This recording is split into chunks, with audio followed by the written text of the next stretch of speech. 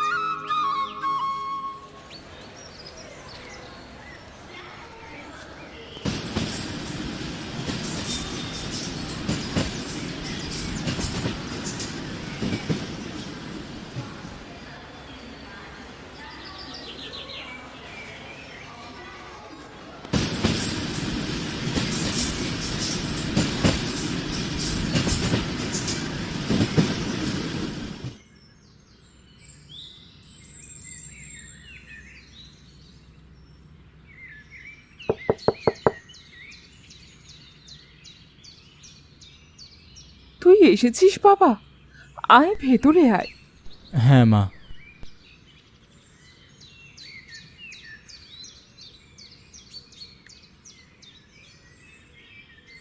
বাবা, তোর বাবার কিছু ওষুধ লাগবে, কিন্তু আমাদের বাজারের দোকানে ওষুধগুলো তো পাওয়া যায় না। তুই এক কাজ কর না বাবা, বিশ্বপুর বাজার থেকে ওষুধগুলো নিয়ে আয় না বাবা। আচ্ছা মা, বাবার প্রেসক্রিপশনটা দাও তো দেখি একটু। এখনই এলি?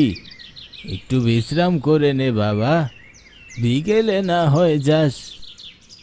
তোর বাবা ঠিকই বলেছে, তুই বিকেলেই যাস, ওষুধগুলোর সাথে কিছু বাজারও করে আনতে পারবি। আচ্ছা মা, ঠিক আছে।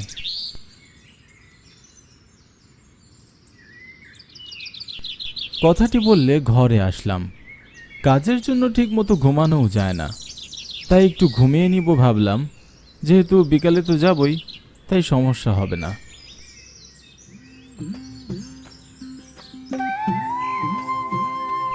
বিকেলে গ্রীষ্মপুর বাজারে গেলাম।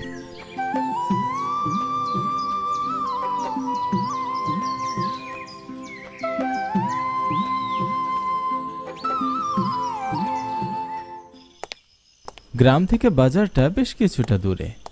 গ্রামের পথ হওয়ার কারণে গাড়ি তেমন একটা পাওয়া যায় না, তাই হেঁটেই যেতে হয়। বাড়িতে আসার সময় যদিও একটা গাড়ি পেয়েছিলাম, কিন্তু এখন সন্ধ্যা হওয়ার কারণে আর গাড়ি পাওয়া যাচ্ছে না।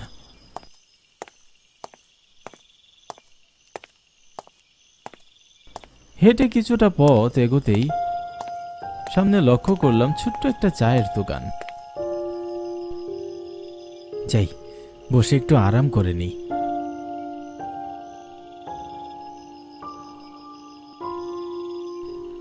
আমাকে আসতে দেখে দোকানদার আমাকে জিজ্ঞাসা করলো, কি লাগবো? এক কাপ চা খাবো মামা। বয়েন দিতাছি।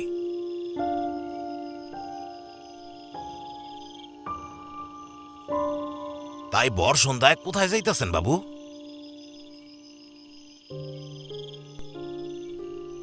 আমি ভীষ্মপুর বাজারে গিয়েছিলাম ওই বাবার ঔষধ নিতে, এখন বাড়ি ফিরছি মামা। সন্ধ্যায় গাড়ি পাওয়া না গেলে আর কি, হেঁটেই ফিরবো বাড়ি। এই রাস্তায় গাড়ি এমনিতেও যাইতে চায় না বাবু। গ্রামের পথে সন্ধ্যা হইলেই নানা রকমের ভেজাল হয়। আমি মামার কথায় তেমন একটা কান দিলাম না। এই নেন মামা আপনার টাকা। টাকাটা দিয়ে চলে আসবো এমন সময় দোকানদার মামা আমাকে বলল, সাবধানে যাবেন বাবু, সামনে বড় জঙ্গল আছে, সেখানে অনেক কিছু দেখতে পাওয়া যায়। আমি সেসবে তেমন একটা পাত্তা দিলাম না, এমনিতেও অনেক রাত হয়ে গিয়েছে।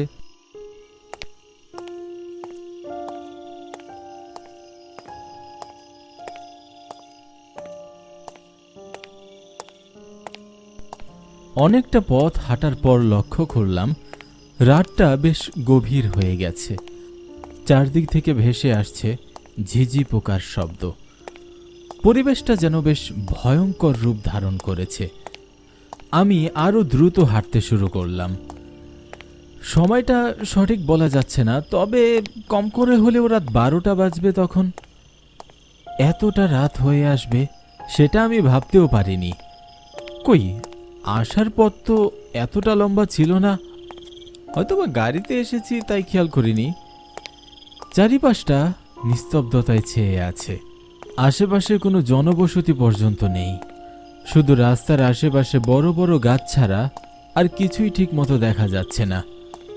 আমার হাতে থাকা টর্চটা কিছুটা উঁচু করে ধরলাম। এমন অন্ধকারের কাছে যেন এই আলোটিও খুবই সামান্য, খুব বেশি দূর অবধি দেখা যাচ্ছে না।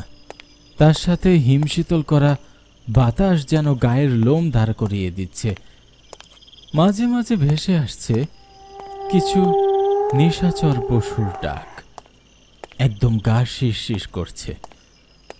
রাস্তাটা এতটাই নিরিবিলি যে নিজের পায়ের আওয়াজ পর্যন্ত খুবই নিখুঁতভাবে শোনা যাচ্ছে। এসব ভাবতে ভাবতে হাঁটছিলাম। হঠাৎ মনে হলো সামনে কারো পায়ের ধূপধাপ শব্দ শোনা যাচ্ছে। আমি সামনে তাকিয়ে দেখলাম একটা লোক বাজারের ব্যাগ নিয়ে হাঁটছে, তবে তার হাঁটার ধরন খুব একটা স্বাভাবিক নয়। আমি ওই খেয়াল বাদ দিয়ে পেছন থেকে লোকটিকে ডাক দিলাম, ভাই শুনছেন?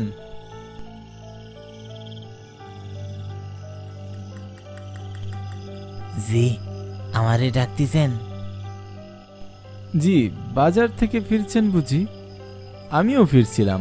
রাস্তায় আমি একদম একা, পথে একটি গাড়িও পেলাম না। ও আচ্ছা, তো আপনি এত রাতে ফিরছেন কেন?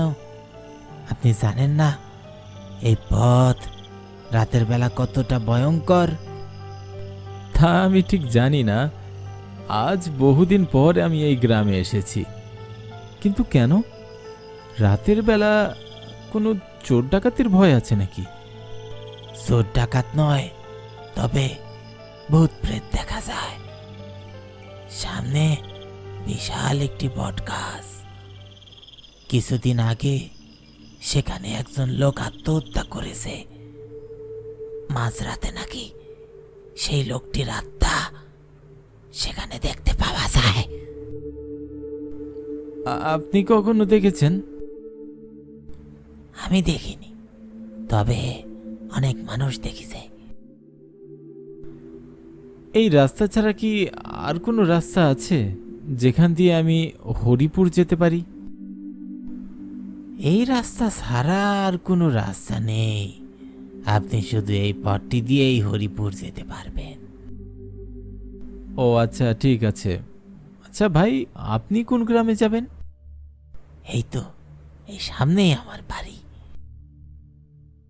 কিন্তু আশেপাশে তো কোনো বাড়ি ঘর নেই। আপনার বাড়ি কোথায় তাহলে? তখন যে বট গাছটার কথা বললাম, তার রাস্তার পাশে আমার বাড়ি। তাহলে তো আপনারও সেই বটগাছের ভূতকে দেখতে পাওয়ার কথা। আপনি কেন দেখলেন না? আমার কথা শুনে লোকটি আমার দিকে তাকিয়ে হাসতে শুরু করলো। আমি ভালো করে খেয়াল করে দেখলাম তার চোখগুলো কিছুটা লাল বর্ণের, যেন রক্ত জমাট বেঁধে আছে। লোকটি চুপ করে হাঁটছিল, তাই আমিও আর কোনো কথা বাড়ালাম না। আমিও তার সঙ্গে সঙ্গে হাঁটতে শুরু করলাম।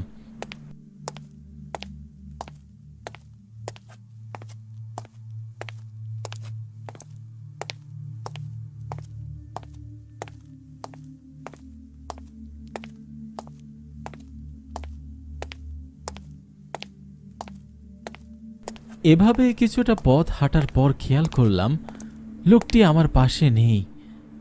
আশেপাশে তাকিয়ে দেখলাম কোথাও নেই। এই তো, লোকটি আমার সাথেই ছিল, আমার সাথেই হাঁটছিল। হঠাৎ করে কোথায় গেল? এইসব ভাবনার মাঝে কখন যে ওই বটগাছটার কাছে চলে এসেছি নিজেও খেয়াল করিনি। হঠাৎ সামনে বটগাছটার সাথে ঝুলন্ত শরীর দেখতে পেলাম। বড় বড় চোখ করে আমার দিকে তাকিয়ে আছে। এমন হিংস্র চোখে আমার দিকে তাকিয়েছিল দেখে মনে হচ্ছিল আমাকে চিড়ে খাবে। আমি ভয় পেয়ে একটা দৌড় দিলাম।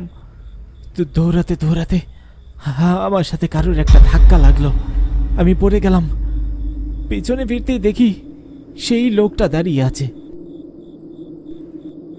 ভাই, আপনি কই গিয়েছিলেন? একটু আগে দেখলাম সেই বট গাছে একটি লাশ ঝুলছে। সেটি কি আপনার বলা সেই লাশটির দেহ যে কিছুদিন আগে মারা গিয়েছে?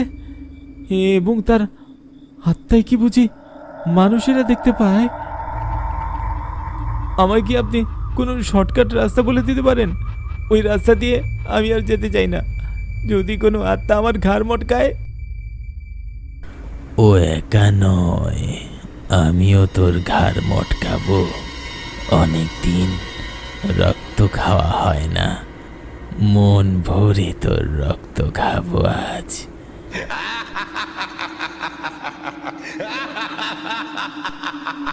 আমি ভয় পেয়ে কোনো রকম দাঁড়িয়ে পড়ি। যখন দৌড় দিব ঠিক তখনই আমার হাতটি যেন কেটে এনে ধরল। আমি পিছনে না ফিরে হাতটি জোর করে ছেড়ে অনেক জোরে দৌড় দিলাম। দৌড়াতে দৌড়াতে আমি লক্ষ্য করি সেই ঝুলন্ত শরীরটা আমার সামনে চলে আসে। পেছন থেকে সেই লোকটি আর সামনে এই লাশ। আমি ভয়ে চিৎকার দিলাম। তখন ওই দুইজন বিকট শব্দে হাসতে লাগলো। আমি ভয়ে জড়সড় হয়ে দাঁড়ালাম। ধীরে ধীরে দুজন আত্মা আমার দিকে এগিয়ে আসছিল। ভয়ে আমি চোখ বন্ধ করে নিলাম। ঠিক তখনই আজানের শব্দ কানে ভেসে এলো। হঠাৎ খেয়াল করলাম লাশ দুটি আর হাসছে না। চোখ খুলে তাকাতেই দেখি দুজন নেই। আমার পাশ দিয়ে জোরে জোরে একটা হাওয়া বয়ে যেতে লাগলো। আমি শুনতে পেলাম কে যেন জোর গলায় বলছে, আজ বেঁচে গেলি, আর কোনোদিন এভাবে একা পেলে কাঁচা চিবিয়ে খাবো।